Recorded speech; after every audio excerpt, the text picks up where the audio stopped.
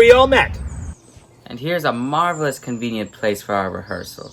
The green plot shall be our stage, this hawthorn bush for costume change, and we will rehearse the play exactly the same way that we'll perform it for the Duke. Peter Quince. What sayest thou, Bully Bottom? There are things in this comedy of Pyramus and Thisbe that will never please. First, Pyramus must draw a sword and kill himself, which the ladies can never abide. Yes. How answer you that? Forsooth! But that is a serious problem. I believe we must leave the killing out, when all is done. Not a whit. I have a device to make that well. Write me a prologue, and let that prologue seem to say that we will not do any harm with our swords, and that Pyramus does not die. And for the more better assurance, tell them that Pyramus is not Pyramus, but Bottom the Weaver. Aye, this will put them out of fear. Good. Well, we'll have such a prologue, and write it with a traditional ballad form, with alternating lines of 8 and 6 syllables. No. Make it 2 more. Let it be written in 8 and 8. Will not the ladies be afraid of the lion? I fear it, I promise you. Masters, you ought to consider with yourselves. To bring in, God shield us, a lion among ladies is a most dreadful thing. There is not a more fearful wild creature living than a lion. And we ought to look to it. Therefore, another prologue must tell he is not the lion. Nay, you must name his name, and half his face must be seen through the lion's neck. And he himself must speak true, saying thus, or to the same defect, ladies. Or fair ladies. I would wish you, or I would request you, or I would entreat you, not to fear, not to tremble my life for yours. If you think I come hither as a lion, it were a pity of my life. No, I am no such thing. I am a man as other men are. There indeed, let him name his name, and tell them plainly he is Snug the Joiner. I've Snug the Joiner. Well, it shall be so, but there is 2 hard things. That is to bring the moonlight into the chamber.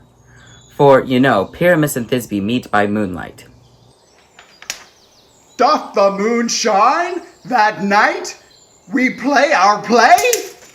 A calendar! Look in the almanac. Find out moonshine!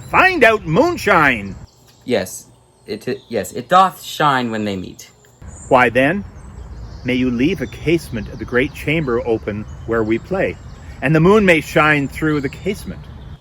Or else one must come with a bush of thorns and a lantern, and say he comes to disfigure to disfigure or to present the person of moonshine. Then there is another thing. We must have a wall in the great chamber, for Pyramus and Thisbe did talk through the chink of a wall. You can never bring in a wall? What you say, Bottom? Some man or other must present wall, and let him have some plaster, or some loam, or some rough cast about him to signify wall. And let him hold his fingers thus. Aye, and through that cranny shall Pyramus and Thisbe whisper. If that may be, then all is well. Come, sit down, every mother's son, and rehearse your parts.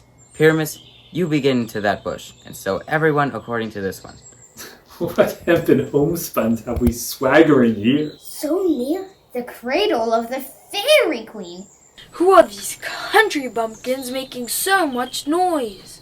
So close to the fairy queen's bed. What? A play toward? Are they rehearsing a play? I'll be an audience. And actor too, perhaps, if I see cause. Speak, Pyramus. Thisbe, stand forth. Thisbe, the flowers of odious savours sweet. Odors. Odors savours sweet. So hath thy breath, my dearest Thisbe dear. But hark, a voice.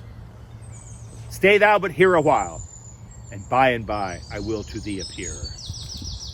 A stranger Pyramus never played here, or performed anywhere.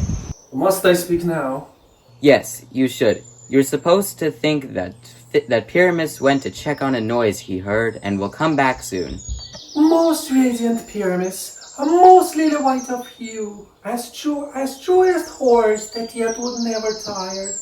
I'll meet the Pyramus in Ninus' tomb. Ah, Ninus' tomb, man. Why, you must not speak that yet. That you answer to Pyramus. You speak all your part at once, cues and all. Pyramus enter. Your cue is past. It is never tire. Oh, as true as truest horse, that yet would never tire.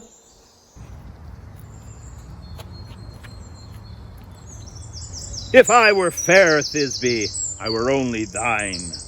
Oh, monstrous, oh, strange, we are haunted. Pray, masters, fly, masters, help. Forsooth, what monster is here? Fly, fly! I'll follow you. I'll lead you about around. Through bog, through bush, through briar. Sometime a horse I'll be, sometime a hound. A hog, a headless bear, and sometimes a fire. Nay, bark, roar, and burr. Like horse, hound, hog, bear, and fire at every turn. Why do they run away? This is a knavery of them to make me afeard. What do you see? You see an ass head of your own, do you? God bless you, Bottom, God bless you. You've been transformed.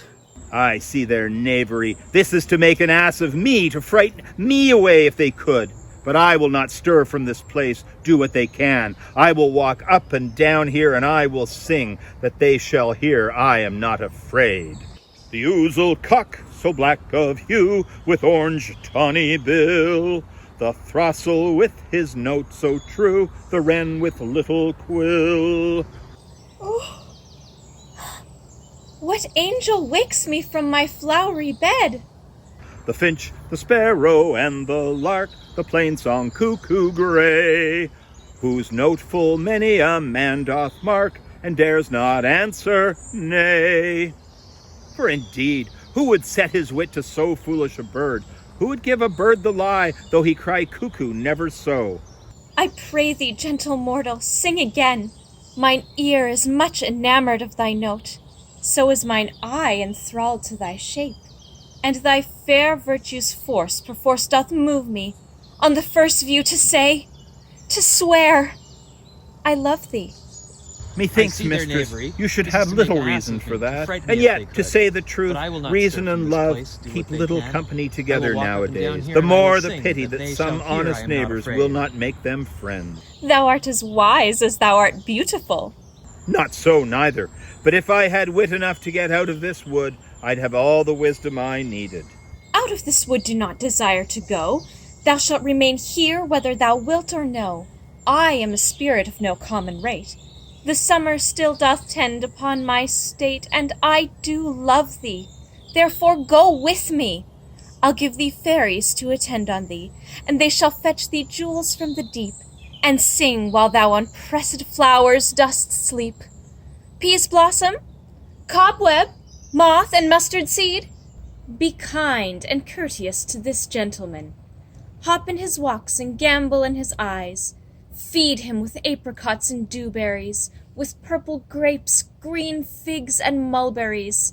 The honey bags steal from the humblebees, and for night tapers crop their waxen thighs, and light them at the fiery glowworm's eyes, to have my love to bed and to arise.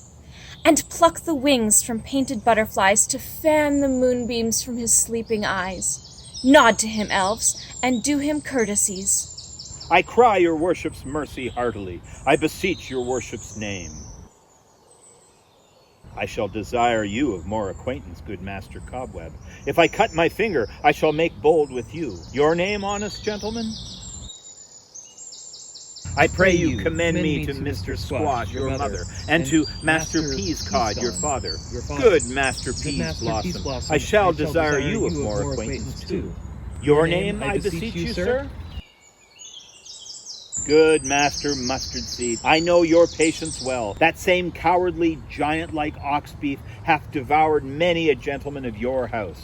I promise you your kindred hath made my eyes water ere now. I desire you of more acquaintance, good Master Mustard Seed. Come, wait upon him, lead him to my bower. Serve him well. I think the moon looks sad, and when she cries, every little flower cries, lamenting the fact that they are forced to remain chaste. Make my lover stay quiet. Bring him to me in silence.